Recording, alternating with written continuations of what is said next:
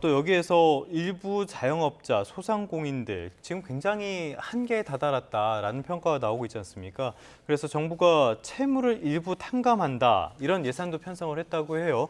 이게 필요성은 있어 보이는데 일종의 그 모럴 해저드, 도덕적인 해이 이런 문제도 있을 것 같고요. 종합적으로 교수님께서는 어떻게 평가하십니까? 사실 이제 이런 부채 문제에 있어서 금리 감면하고 예. 탕감은 전혀 다른 이슈다라고 아마 이해하시면 될 것 같고요.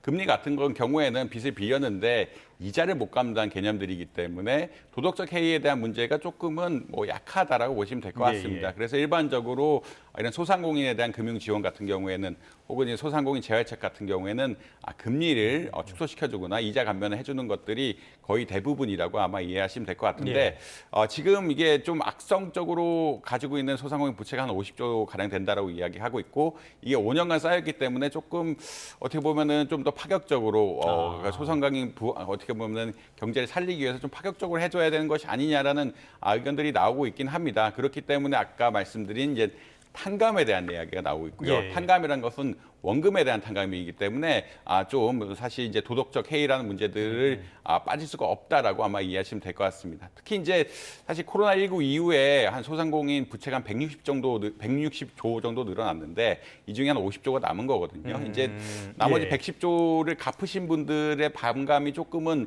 있을 수밖에 없다. 성실하게 나는 다 갚았는데 어떤 분들은 탕감을 받는다는 것에 대해서 정서상 또 맞지 않는 측면들. 그리고 실제로 많이 갚았게 다 못 갚은 것이 아니고 많은 대다수 분들은 많이 갚아왔기 때문에 이것에 대한 논쟁들은 조금 남아 있을 수밖에 없다. 앵커님 말씀하신 도덕적 해이에 대한 논쟁들이 계속 붙을 수밖에 없다라고 아마 이해하시면 될 것 같습니다. 예. 그래서 요약해서 이자 감면하고 탕감은 전혀 다른 이야기다. 아마 이렇게 이해하시면 된다라고 보시면 될 것 같습니다. 네. 만약 또 시행이 된다면 대상은 어떻게 선정할 건지 쉽지도 않을 것 같은데요.